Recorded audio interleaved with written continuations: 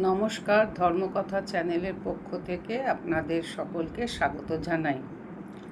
আজ আমি শ্রী শ্রী চণ্ডীর দ্বিতীয় অধ্যায় মহিষাসুর সৈন্যবধের গল্পটি আপনাদের কাছে বলছি। মেধাঋষি বললেন, প্রথম মনু স্বয়ম্ভুবের অধিকারের সময়ে যখন মহিষাসুর অসুরগণের রাজা ছিলেন, সেই সময় ইন্দ্র ছিলেন দেবতাদের রাজা। অসুরগণ ও দেবতাগণের মধ্যে 100 বৎসর যুদ্ধ চলেছিল।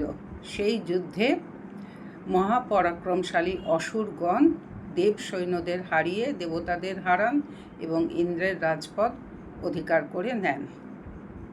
পরাজিত দেবতারা ব্রহ্মার সাথে শিব এবং বিষ্ণুর কাছে গমন করলেন।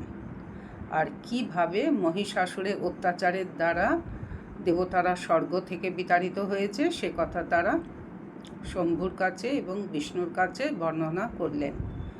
সূর্য, চন্দ্র, বায়ু, অগ্নি, বরুণ, যম, অন্যান্য দেবতা এবং মহর্ষিগণের সকল অধিকার মহিষাসুর অধিকার করে নিয়েছে।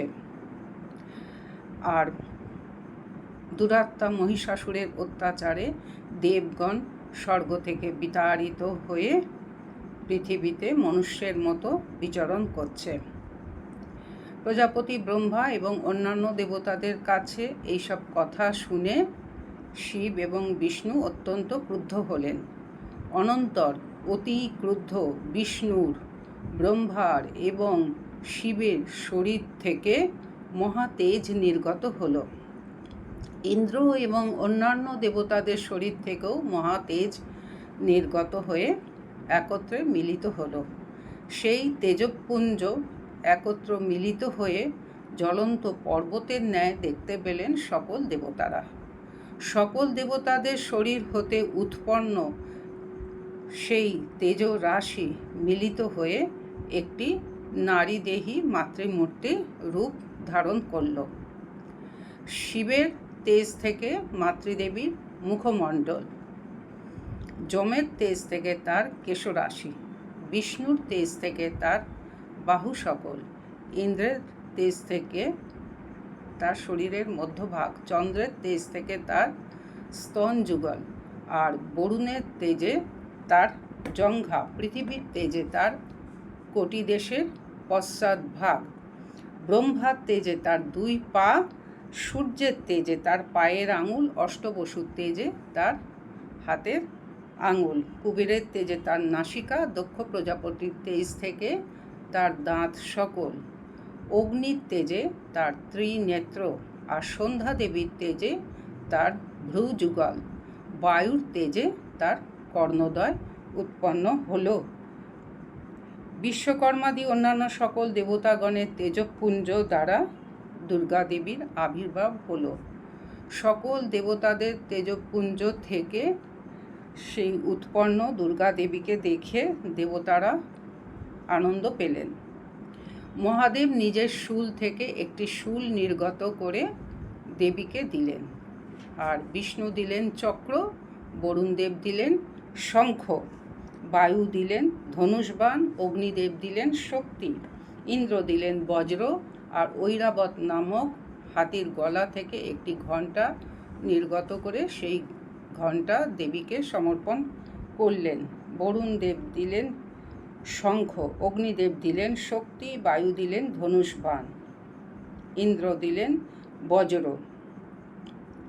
মৃত্যুরাজ যম দিলেন কালদণ্ড, বরুণ দিলেন পাশ, প্রজাপতি ব্রহ্মা দিলেন কমণ্ডলু এবং রুদ্রাক্ষের মালা, দিবাকর তার নিজের কিরণ রাশি দিলেন দেবীর লোমকূপে, মৃত্যুর দেবতা দিলেন একটি খড়গ ও ঢাল, ক্ষীর সমুদ্র তাকে উজ্জ্বল হার এবং দিব্য চূড়ামণি, 2টি কর্ণকুণ্ডল, হাতের বালা, বাজুবন্ধ, কণ্ঠভূষণ, পায়ের নূপুর, সমস্ত আঙুলের অঙ্গুরি ও দিব্য বস্ত্র।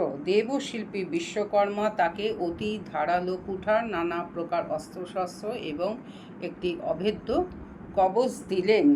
পর্বতরাজ হিমালয় দেবীকে বাহন স্বরূপ একটি সিংহ এবং অনেক নানাবিধ রত্ন। ধনের অধিপতি কুবের সর্বদা সুরাপূর্ণ একটি পানপাত্র দেবীকে দিলেন।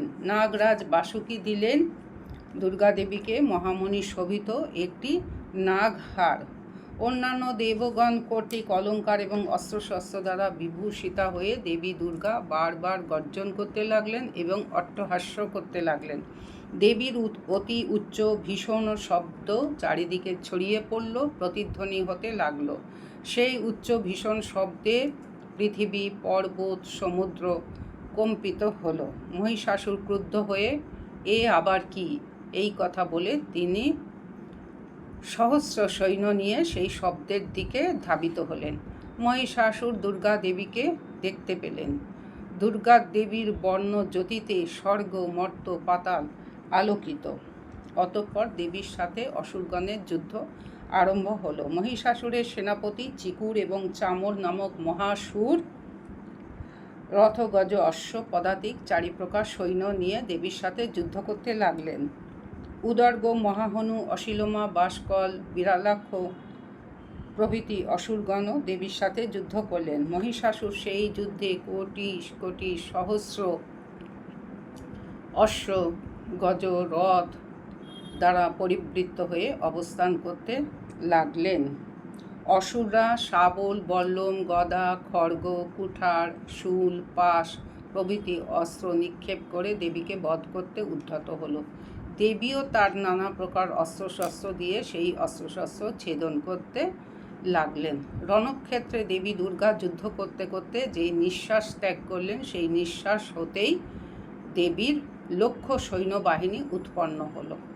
সেই সৈন্যবাহিনী যুদ্ধরূপ মহা উৎসবে ঢাক, মৃদঙ্গ, শঙ্খ বাজাতে লাগলেন। দেবী শত শত মহাসুর বধ করলেন। কোনো কোনো অসুর খড়গের আঘাতে, গদার আঘাতে চূর্ণ বিচূর্ণ হয়ে মাটিতে লুটিয়ে পড়ে প্রাণ ত্যাগ করলেন। আর কেউ কেউ মুষলের আঘাতে আহত হয়ে রক্তবমি করতে লাগলেন। কেউ শূলে বিদ্ধ হলেন। কারোর হাত, পা, গলা কাটা গেল।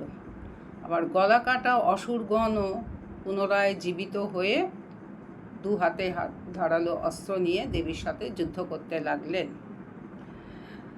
আবার মাথা কাটা কবন্ধগণও দু হাতে ধারালো খড়গ হাতে দুর্গা দেবীকে তিষ্ট তিষ্ট বলে যুদ্ধ করতে লাগলেন। যুদ্ধক্ষেত্রে রক্তের নদী প্রবাহিত হলো।